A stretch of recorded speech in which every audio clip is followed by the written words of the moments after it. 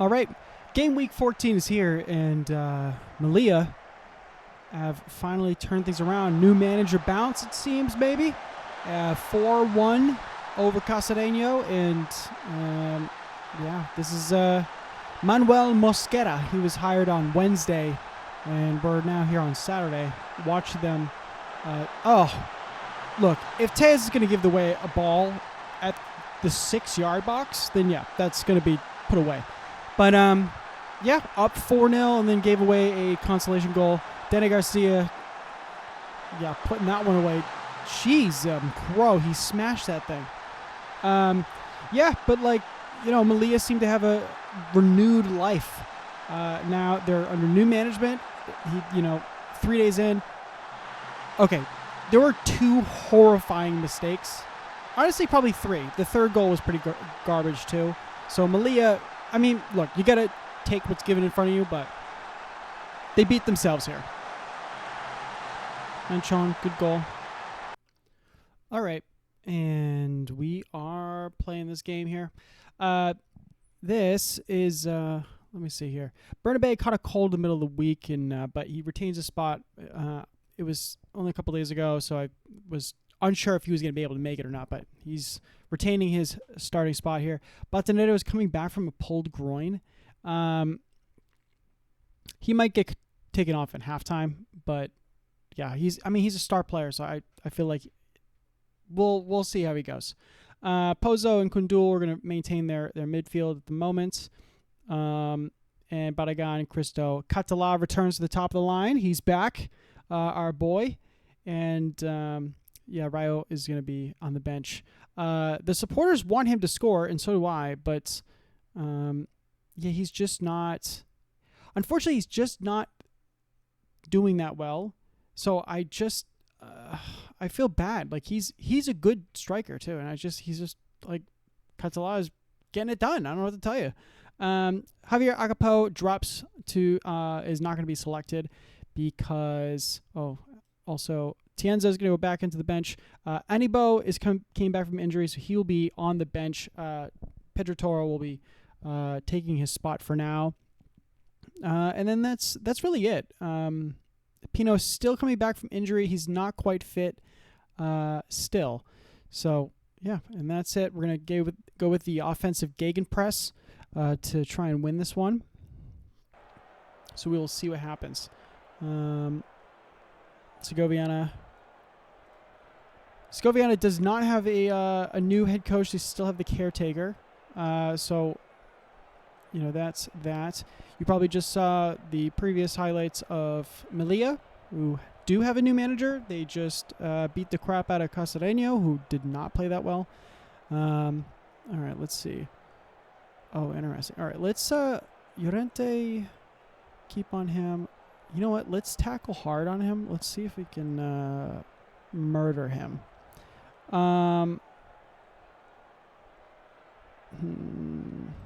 Yeah, let's always press these guys. What's this? Most red cards? Okay. Yeah, they got slightly poor morale. Average rating. Okay. Well, I'll put you on the weaker foot. Let's make this happen. Here we go. Segoviana. Not been playing well recently, but we are now visiting them. Hoping to, I've not scored in the last 3 games, and considering that Segoviana is, one of the worst teams in the league, I'm hoping that I can make this, and my star striker's back with Catala, so I'm hoping that we can regain form. Catala can get on the score streak. That would be optimal. Maybe I could sub him off and then have Rayo score. That would be, if I had to make the optimal game, that's how I would make it. Batanero. Headed by Catala, of all people, but, it's over the bar. Decent shot right there. Yeah, encouraged them. They all took kindly to that. 3 shots to none so far. Got some good pressure.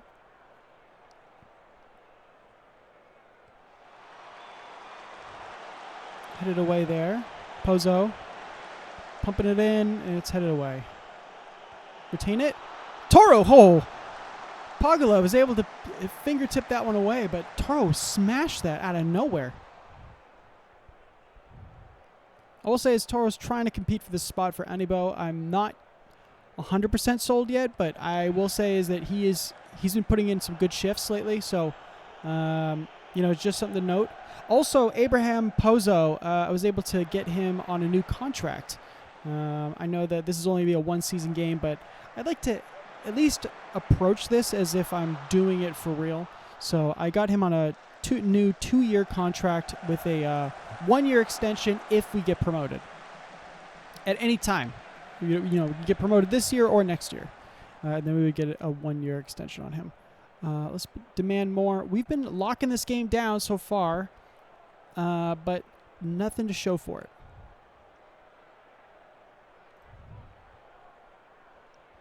Going halftime with 6 shots to 1. So let's, proud of you guys. Let's just keep it going. Cardozo does have a yellow. I'll probably do a sub in the next, 5-10 minutes. Because he's not optimal right now. Good. Yeah, Catala is also struggling a little bit, so maybe I'll take off Catala and at 60 along with Batanero.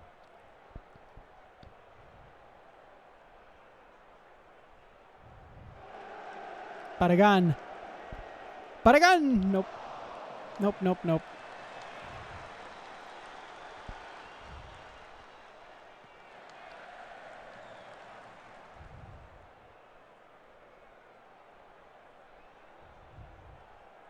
Nice.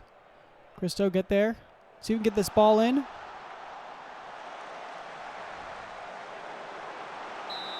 All right. Blocked shot, corner kick. Decent opportunity there.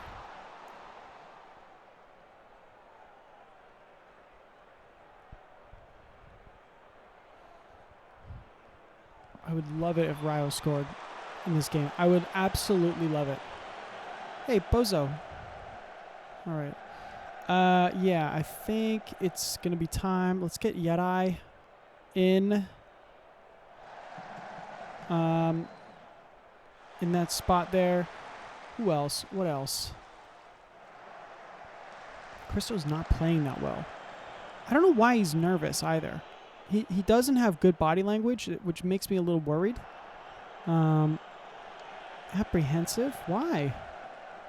Let's put Keita on because I just don't like that body language right now.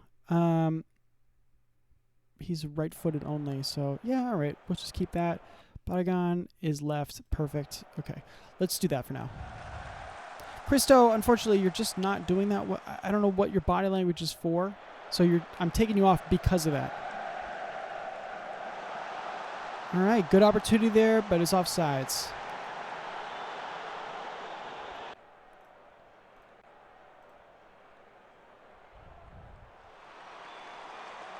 Heads. Oh. No, not yet.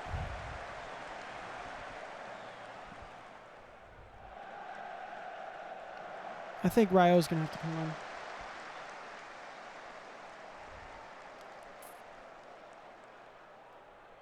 I think Rayo's going to have to come on. Cardoso's motivated, but he's got a yellow, so I might just keep him there. Julio Rodao. You know what? Yeah, let's just put Rodao on. Because he's a good player, and I do rate him. So let's put him on, and then let's hold on to this one last player, Gideon Aqua, and I cannot remember the last substitute, but the two of them, they'll hold on for a little bit. I'll give these guys 20 minutes to see if they can make something of it. Yeah, play for set pieces. Let's do that. Demand more. Please do not score. All right, thank you. Because Segovia Miana has not had a single anything, and I'd hate this to be the third goalless draw in a row. Seems like they're coming at me. I'm just gonna play A little more on the cautious side, a little counterattack. No. Thank God. All right, it's offsides. I'm just going to play on a little bit on the counterattack side because I want to see if they'll come after me. Courage. Oh, yeah, let's just swap them out.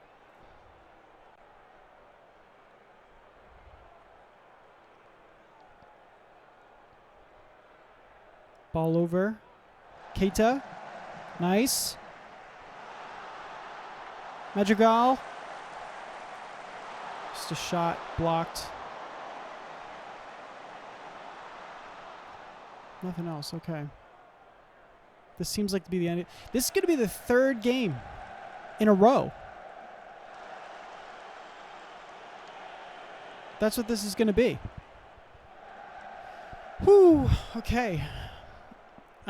Team talk, it seems to be coming because I think we got Cordia next week, and there's no way I'm going to go in like this without a team talk.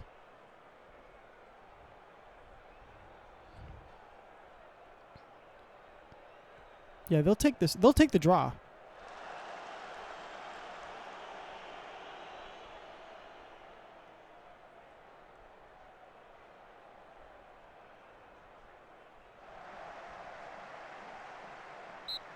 Yep. That's it. That stinks. And we are in Korea. They're playing at the same time as myself in that goalless draw. Oof, off the post. Yeah, but that was offsides. Korea dominated this game. 22 shots, 7 on target, 1.45 XG. Alcorcon really couldn't get anything off. The failure to launch the entire game, essentially. But yeah, Korea continue to they remain dominant, and just really, honestly, this was more of the fact that they just couldn't not put it in the net and capitalize their opportunities. But like that should have been a goal. Juanpe put it, excellent save. I don't want to take it away from Juanpe there, but those are chances that if you want to, push to the top, like you gotta put that stuff away. You got to put it away. So,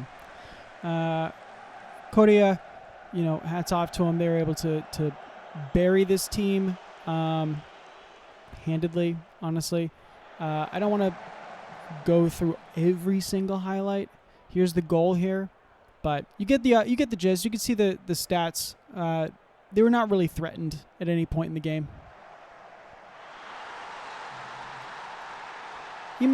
Probably should have gotten that. And going on to the last game that was in the noon slot for Sunday. It's Leganés B versus Atletico Paso. Here you could see that Leganés didn't really have offense. However, they scored. That was a missed opportunity. Borjas Martin, he's quality, and he couldn't put that one away. Yeah, Atletico Paso, this is probably a missed opportunity to win, honestly. Either 2-1 or a 1-0. I think that's just pretty much all you could say. Particularly the fact, too, Leganés went up 1-0, which is crazy. Considering the stats on this. Erdan. Yeah. So, again, Atletico Paso is a good team. They're letting the promotion push slip a little bit. Jeez, crow. Who was that? Roberto. But they're letting the promotion push slip a little bit, and they're starting to draw games. So they might get leapfrogged and pushed out of the promotions here. I don't know because the other games I have not simmed yet. So that's definitely a possibility. But looking at this, Leganés B, this is a great draw for them. Honestly, I don't think that it's a hard-fought draw. They really don't deserve it, but they'll take the point because they performed poorly. No way. Oh, my God. Okay. That's a goal that you should not be conceding. Paso definitely beat themselves there.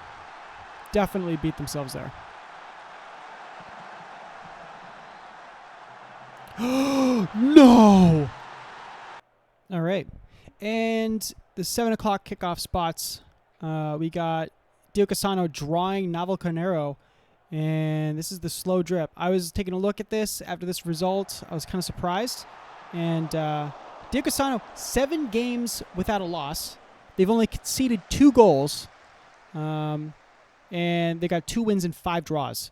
The last 3 games, they've been all 0-0s, just like myself. And also, Timanishkov has an injury. Very, very notable. And it was early in this game, and you can see that their offensive output was immediately cut. Diocesano,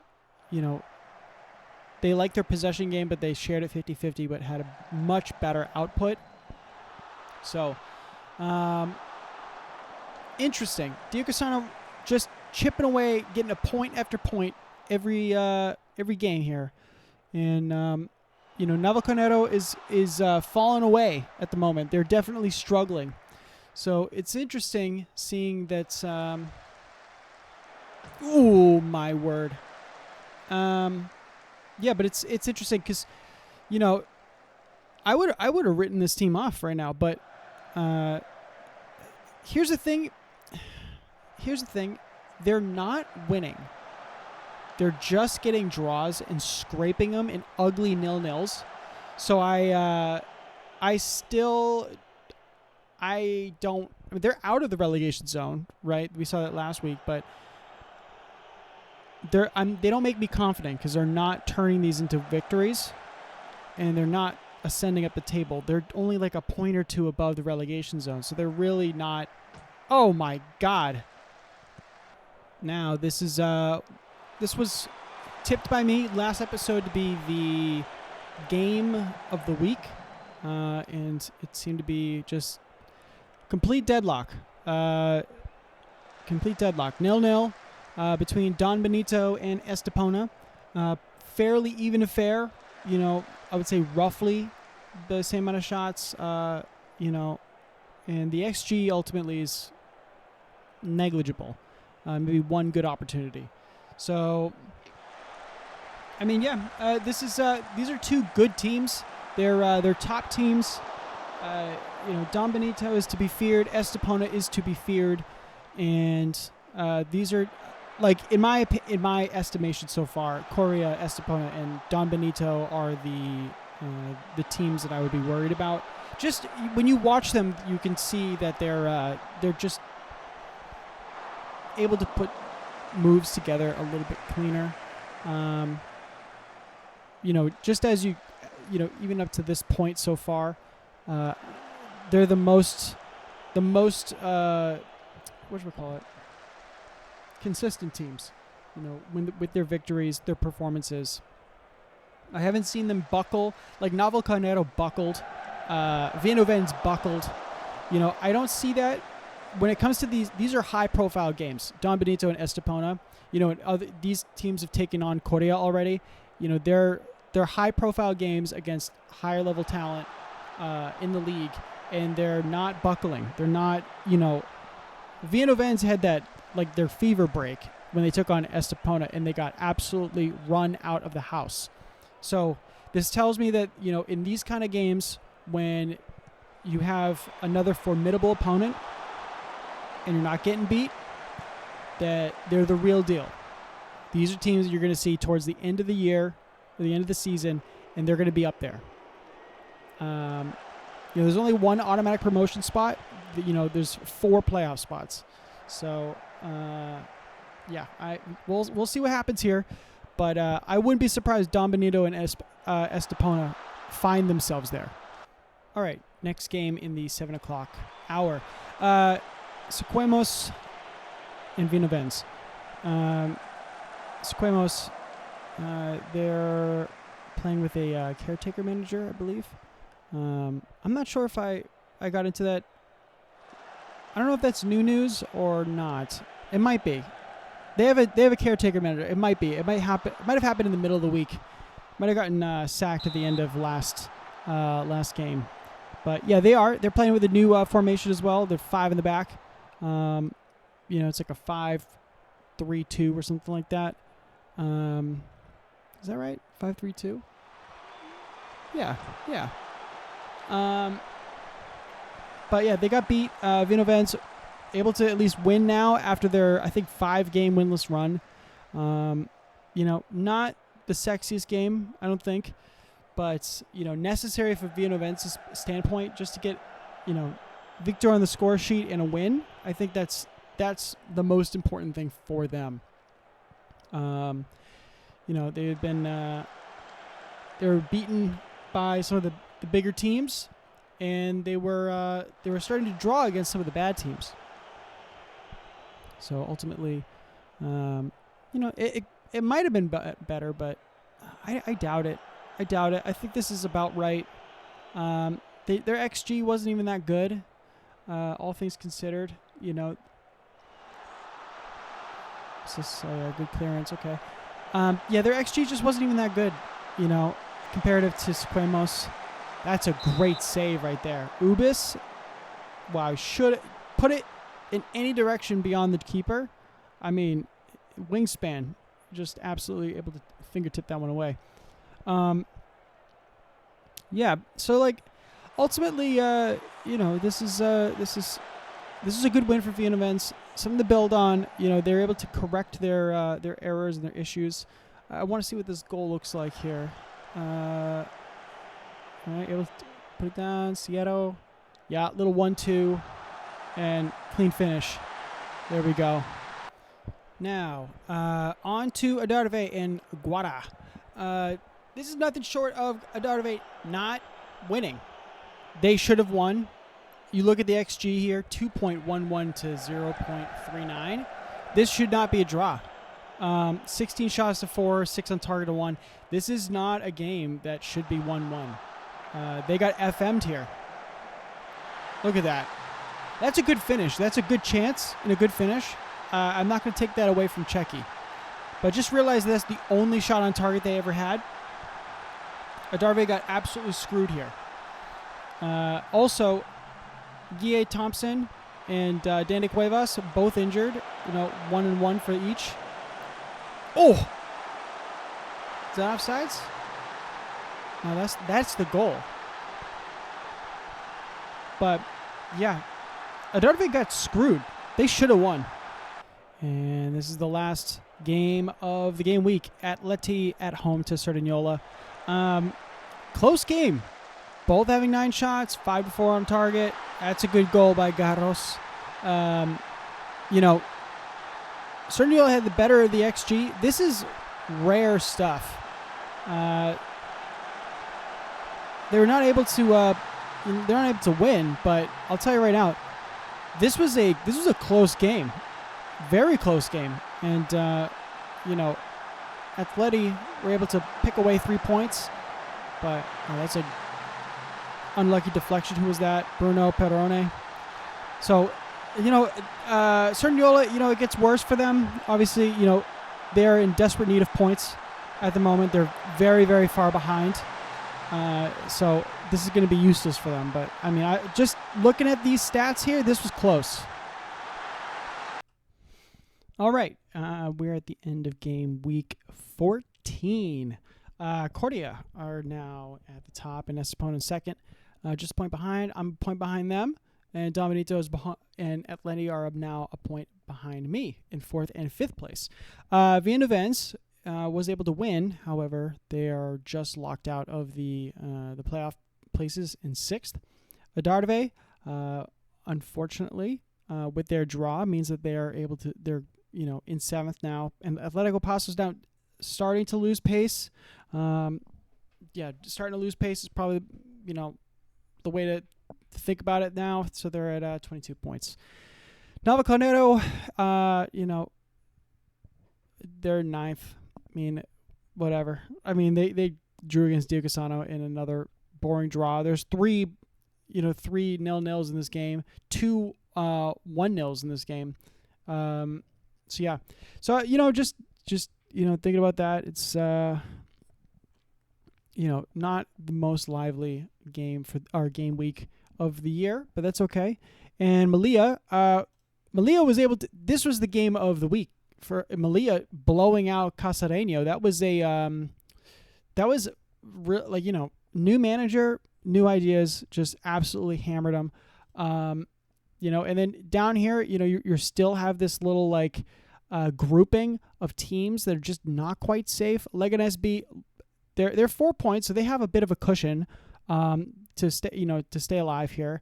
But Diocesano only 2 points. Malia, Casareño only a point. Sequemos, Alcorcón, Guadalajara, Segoviana, Cerdanyola is totally cut adrift. I mean, the fact that they're four points behind the second worst team in the league at the moment, it tells me that they're essentially doomed. They got 7 points of a gap here, and they got the back half of the season to do it. That's what I'm thinking about. Also, Navalcarnero. Let me look at their star man over here. Temeneshkov. Twisted ankle. Okay, 3 to 6 weeks. Ooh, that's a problem. Yeah, that's definitely a problem for them. He's the main goal threat. So, he's under 3 to 6 weeks. Navalcarnero might find themselves, having a bit of problem for the next, up to game week 20, 22. Up to game week 20. Sorry. Oh my God, I'm terrible at math.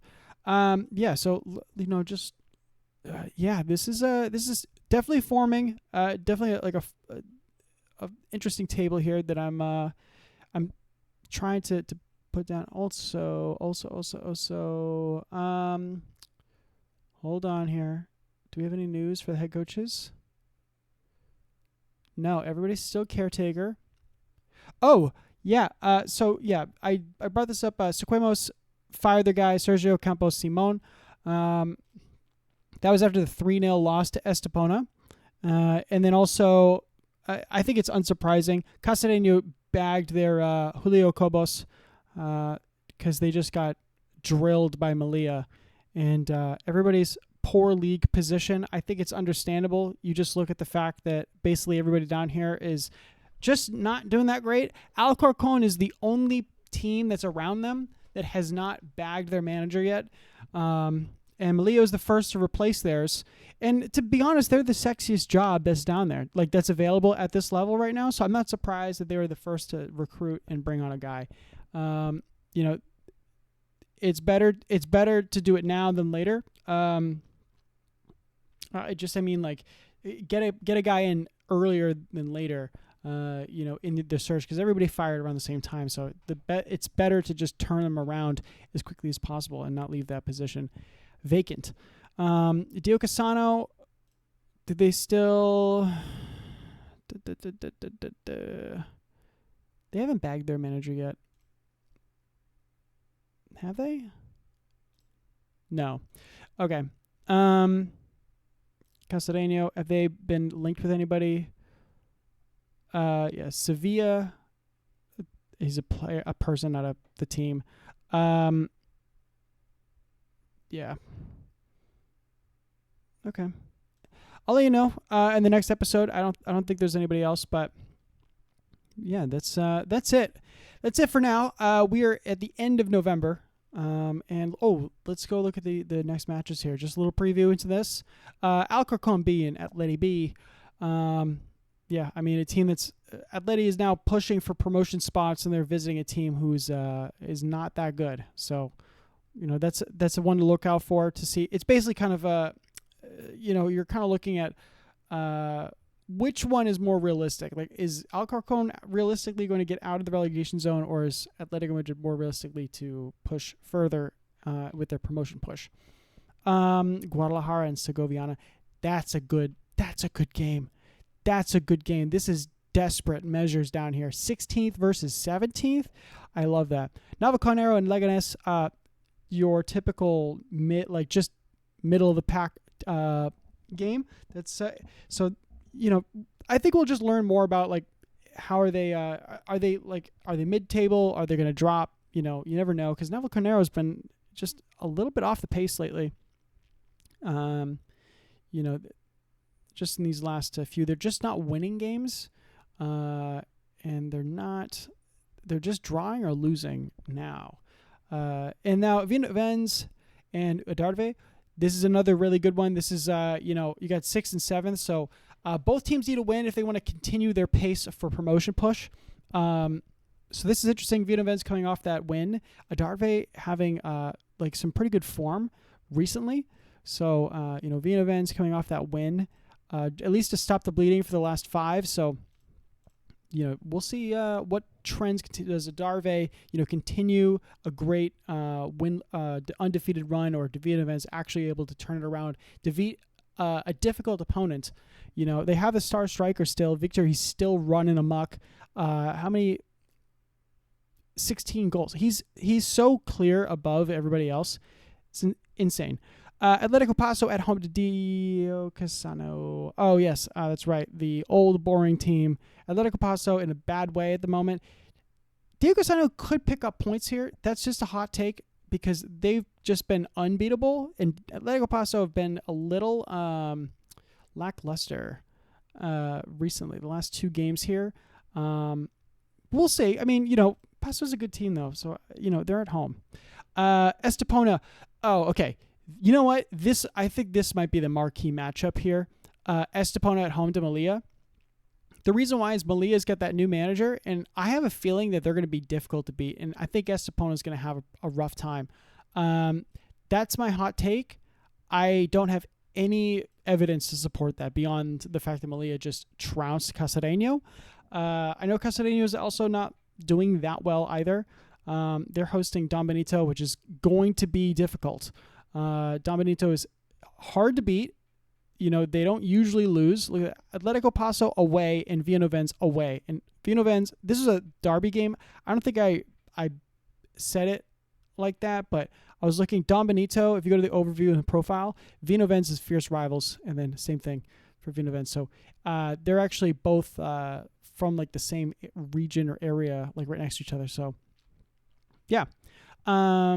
Let's see now. I'm at home against Cordia. Again, that's probably another marquee matchup. It's probably the match of the weekend. Let's be honest. I'm at home to Cordia, and this is I'm scared about it. Cerdanyola and Sequemos. Another one. Another one. My God, sorry. Horrible.